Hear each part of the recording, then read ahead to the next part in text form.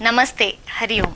I welcome all the viewers to this national webinar series on Yoga Ramayana Vishwakosha history. In today's session by Professor M.K. Sridhar sir, let us know about coronation of Rama under Dasharatha's guidance at the Kosala city. Kujantam Rama Rameti Madhuram Madhuraksharam Arhya Kavita Shakham Vande Valmiki Kokilam. Friends, in the previous session we had discussed about the various aspects of the Ramayana as elaborated in the Ayodhya Kanda. In the present session, let us know how the coronation of Rama was done.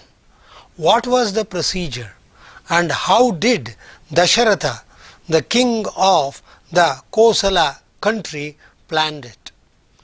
Although in the times of the Ramayana it was a monarchy system where the king used to administer the rules of the government and frame the laws with the help of the ministers, still we find to an extent there was a type of democracy.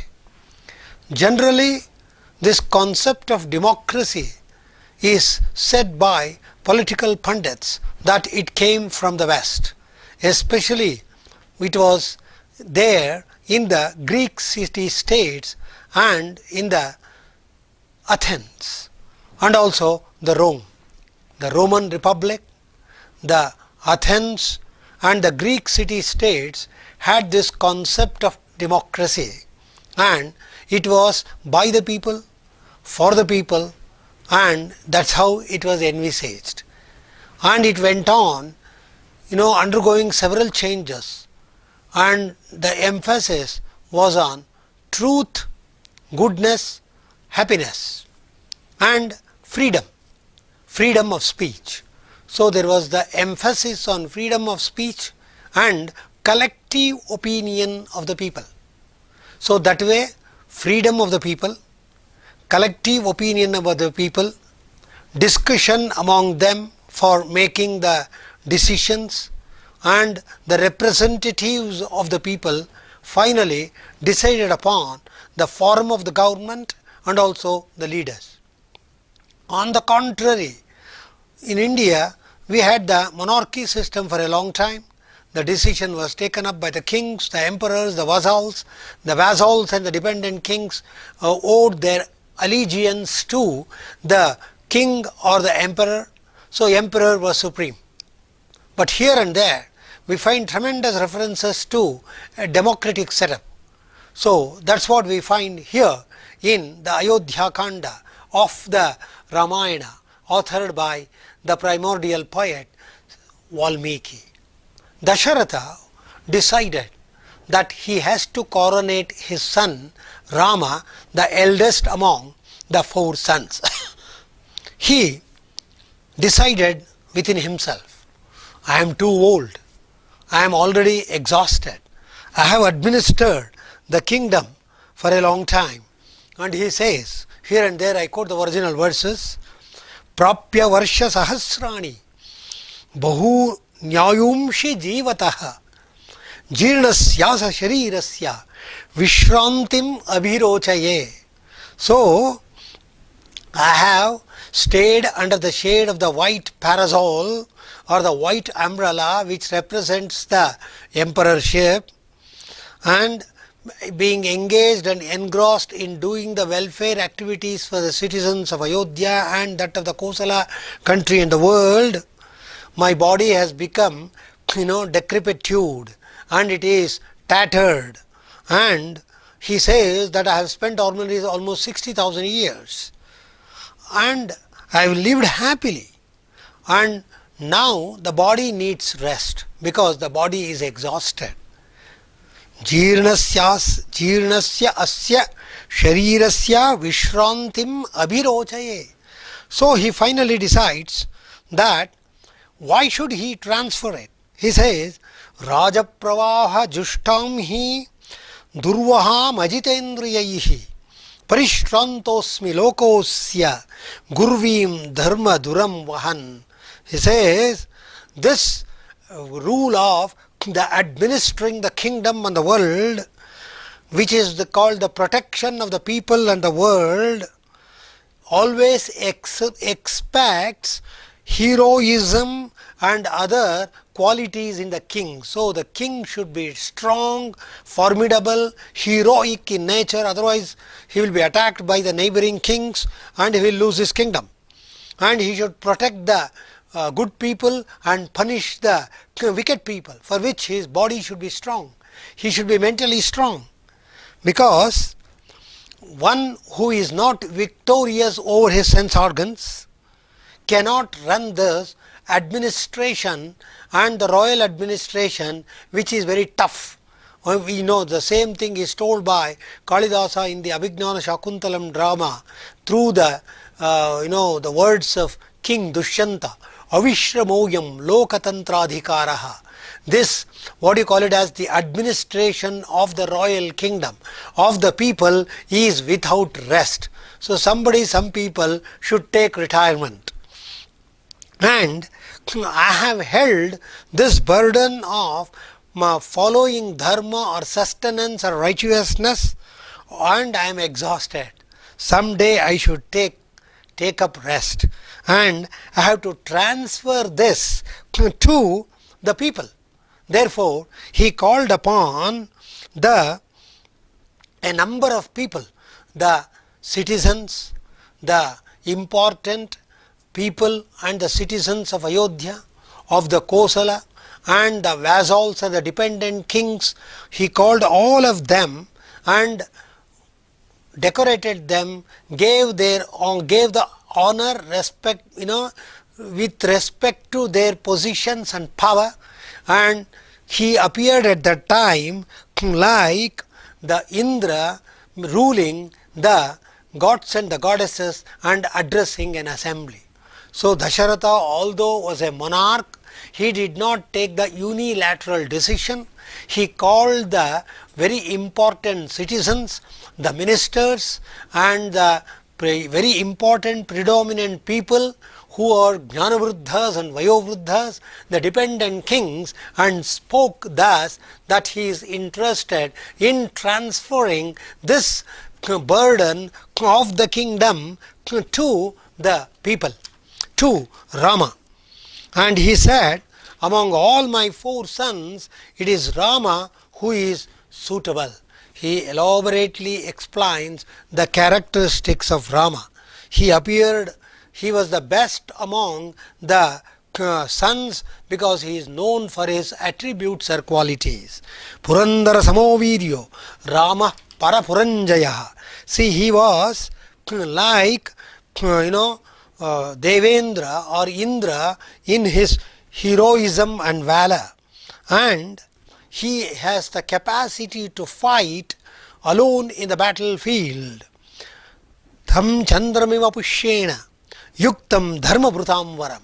He says he is there like the Chandra with the Pushya Nakshatra, and he is always happy. And I am interested in making him the heir apparent or the Yuva Raja. Yavvarajjena yoktasmi prita purusha pungavam. He appears like a bull among the people because he has all the qualities to become a king. He has all the qualities to administer and rule the kingdom. So then he further requests, I am asking your opinion, and I want to transfer it and take some physical rest and mental rest, but it depends upon your collective decision. Yadidam me nurupartham maya sadhu samantritam bhavanto me numanyantam katham va karavanyaham. So he says, please tell me if you consider my opinion as right and appropriate. Very important. Although as a king he is telling this. Then if you think that my thinking is right and appropriate and sane in nature, then you please accept for this proposal of mine to make Rama as the heir apparent. But he says, Yadapyesha mama pritir hitamanyad vichintyatam anya madhyastha chintahi vimardabhyadikodaya. He says, look, although I am desirous of making him the heir apparent and have all the powers to make him the heir apparent or the next prince and the king of Ayodhya, still I accept and honor your opinions. If there is any other alternative, please tell me. That which is helpful to the people and to the kingdom, if there is any other alternative, please suggest that to me, because you are the people who follow the golden mean. You are the neutral people. You don't have any personal interest. You don't have any interest in me. You have absolutely neutral interest and you are following the golden mean. Like what later told by the golden mean of Buddha called the Madhyama Marga. That is the word used by Valmiki, even before used by Lord Buddha who came later. Anya madhyastha chintahi vimardabhyadikodaya. So because the opinion of the people who are always neutral in nature, who does not take the sides of any one party or one set of people, and who can do and analyze without any partisan interest and with prior wonderful examination, is acceptable. See, this is a great analysis and a wonderful thing proposed by sage Valmiki almost 6,000 years ago. 6,000 to 8,000 years ago. This is a democratic setup. Even before this concept of assembly came in Greece or anywhere in the world, we find this concept of an assembly, like what we have the Vidhana Parishad and the Vidhana Sabha in the states, or the Loka Sabha and the Rajya Sabha, and in the union government you find that the king or the ruler of the country proposes and discusses with the citizens, the premier people of the country and including the ministers, and asks their opinion and come or arrive at a conclusion. So that way it is not a dictatorial monarchy but a democratic monarchy, we can say. So when Dasharatha was narrating this, all the citizens, the vassals, the dependent kings, the ministers accepted and gave their approbation, and they seconded his opinion with great acrimonious din. And the whole sabha or the parishad was like roaring waves of the ocean, or like the rumbling clouds of the rumbling of the rainy clouds. And this sound and the happy sound and the acceptance of the citizens reverberated in all directions, and it looked as if the entire royal court was shaking because of that total, absolute, unitary opinion in unison. So all the Brahmins, the leaders, the citizens, the ministers accepted and understood what is the real intention which was present in the mind of Dasharatha. See, at that time Valmiki gives another beautiful verse. Brahmana janamukyascha paurajana padaisaha sametya mantra itvatu samata gata buddhayaha. So all these people accepted the dharma, artha, the righteous nature, and the artha, the economic value of Dasharatha and his real noble interest, and all of them discussed and came to a single opinion. And they told this to Dasharatha thus. ऊचुश्च मनसा ज्ञात्वा वृद्धं दशरथं नृपम् अनेक वर्ष साहस्रो वृद्धस्वमपि पार्थिव सरामं युवराजानम् अभिषिञ्चस्व पार्थिवम् इच्छामो हि महाबाहुं रघुवीरं महाबलं गजेन महतायान्तं रामं छत्रावृताननम्. They says, O king, you have ruled this kingdom for thousands of years righteously and wonderfully. Now you have become old, physically old, mentally exhausted, and please go ahead and organize the coronation ceremony of Sri Rama. Why?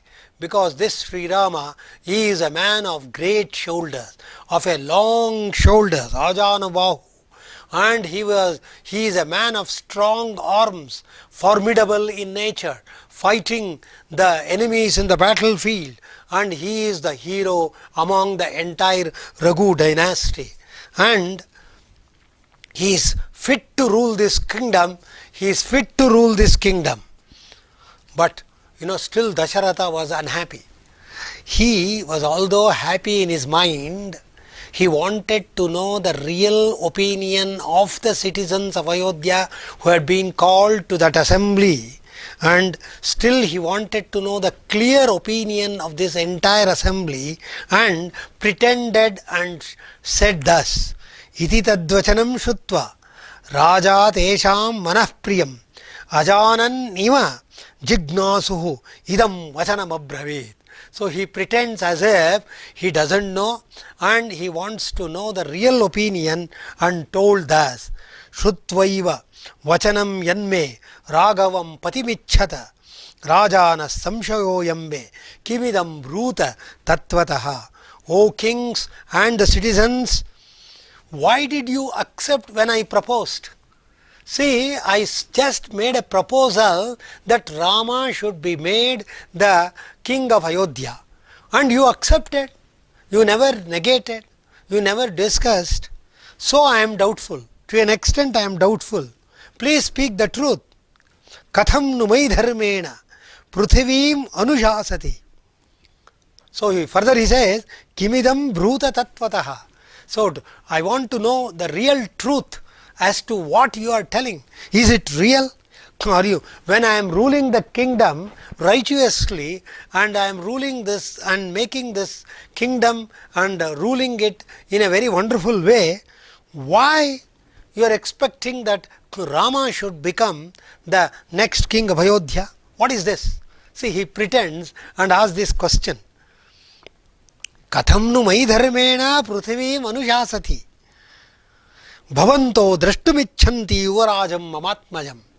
I just would like to know, which all comes in the second canto of the Ayodhya Kanda. Then these citizens and the kings and others who had assembled, all of them expressed their opinion in one voice, or called unison. They started praising the qualities and attributes of Rama thus.